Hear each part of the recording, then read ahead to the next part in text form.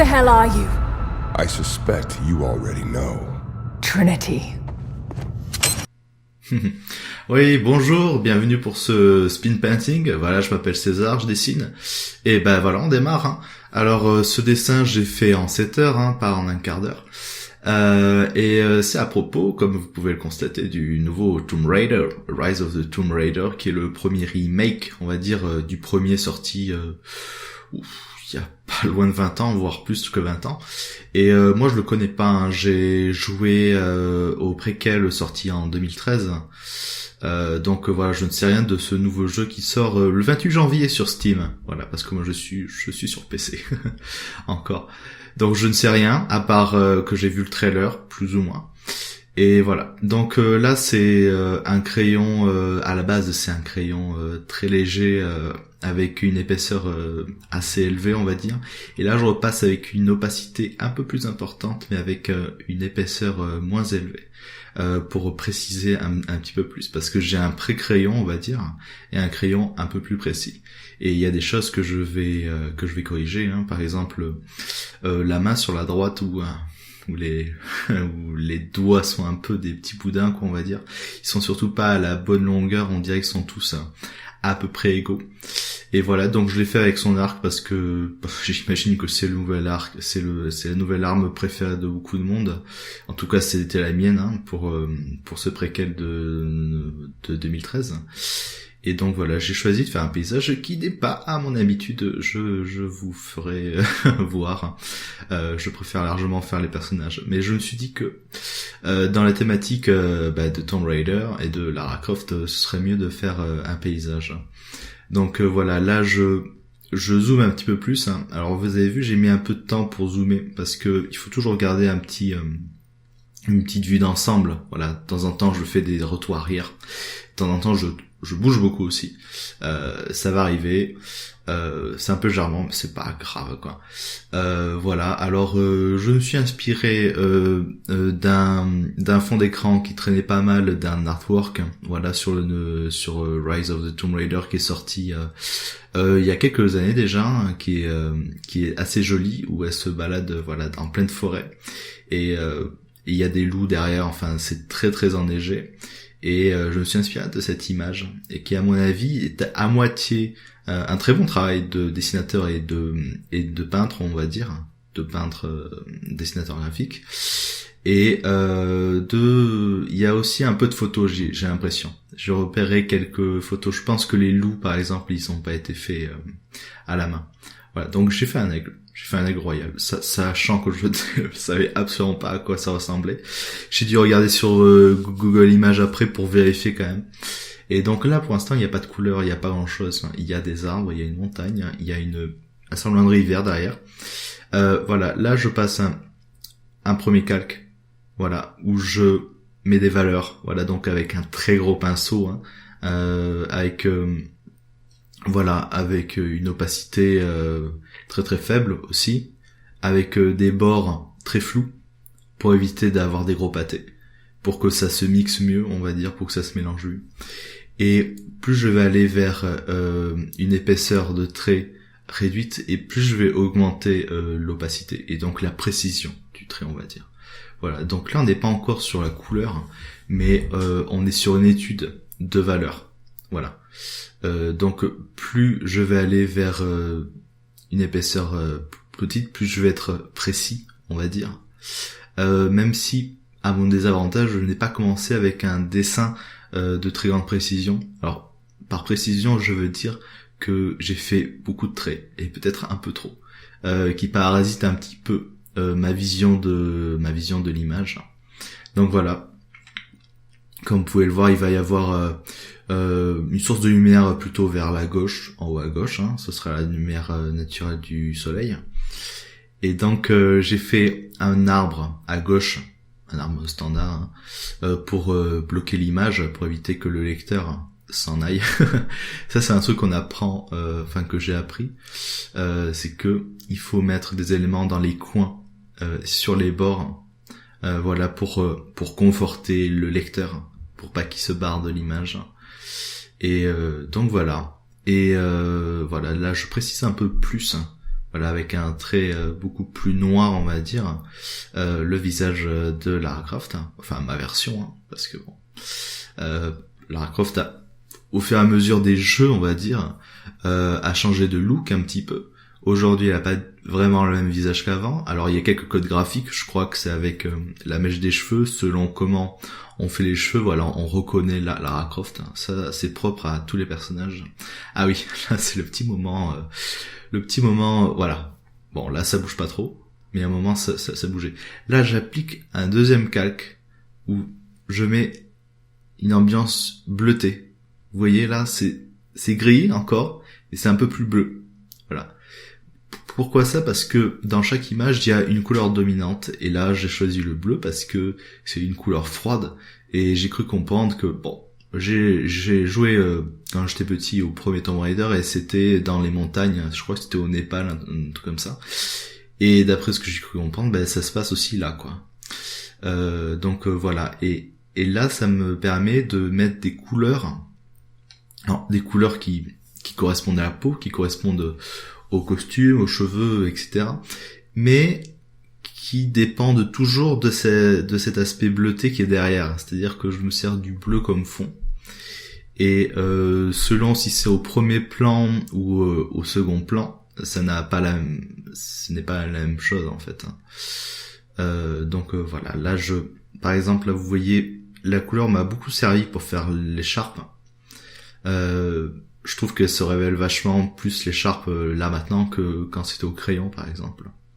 Il y a certaines choses qui marchent mieux avec la couleur et d'autres qui se perdent. Par exemple, moi j'aime mieux faire les visages en noir et blanc que en couleur.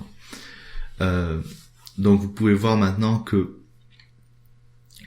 peut-être là j'ai passé un autre calque pour avoir des couleurs plus franches, on va dire, plus dures. Voilà, avec une opacité plus importante et avec des bords un peu plus durs, moins mous en tout cas. Et là, j'essaie de supprimer, on va dire, les traits. Enfin, pas encore, mais bientôt. Ah oui, là, je fais un calque d'incrustation, en fait, qui me permet d'avoir une sensation de lumière un petit peu plus forte, un peu plus péchue. Et là, j'applique un autre calque, décidément, il y en a pas mal, où, attention, ne vous en faites pas, ça va pas rester bleu pour longtemps, on va dire que ça va rester un petit peu bleu, pour faire la différence entre ce qui est devant et ce qui est derrière. Voilà, je voulais vraiment marquer le coup entre un fond, voilà, qui est plus vaporeux, et devant qui est un peu plus concret, avec des couleurs un peu plus, voilà, qui tiennent un peu plus la route. Et donc mon arbre à gauche là, je l'ai fait bleu. Alors il est pas encore prêt, hein, il est encore un peu voilà, il est pas encore trop là. Mais je trouve que les arbres bleus, enfin je sais pas pourquoi ça a pris comme ça. Peut-être parce que j'ai maté beaucoup de Disney et que dans les Disney, quand c'est dans une forêt noire ou en tout cas c'est dans une forêt où il fait très froid, j'ai remarqué que les arbres sont bleus. Et donc je pense que instinctivement je l'ai fait comme ça et je trouve que ça marche assez bien. Donc voilà, là je me concentre un peu plus sur les montagnes, hein. Donc j'ai tapé sur Google montagne et voilà parce que là avant ça ressemblait pas vraiment à grand chose. Là ça va être un peu mieux, on va dire, hein. Ça va être un travail d'extrême précision, mais ça donne une ambiance quand vous mettez un décor. Quand vous faites un petit effort sur les décors, même si c'est pas énorme, et qu'il y a un personnage, ça rajoute quand même. Ça crée un univers, même s'il est pas extrêmement crédible. Ça rajoute quand même, voilà, de la crédibilité. Donc mon aigle est pas toujours fait, il est toujours pas fait. Voilà, là je fais le bord de ma rivière, enfin pour révéler un peu plus la rivière, pour qu'on comprenne un peu plus que c'est une rivière. Voilà, avec des petits fourrures. Je sais qu'il y a des buissons qui ont des couleurs très vives, hein. J'ai pu voir ça, dans la vraie vie déjà, et sur les peintures de Bob Ross, qui est le spécialiste, hein, de l'Alaska, même si c'est pas en Alaska, mais des montagnes et des arbres.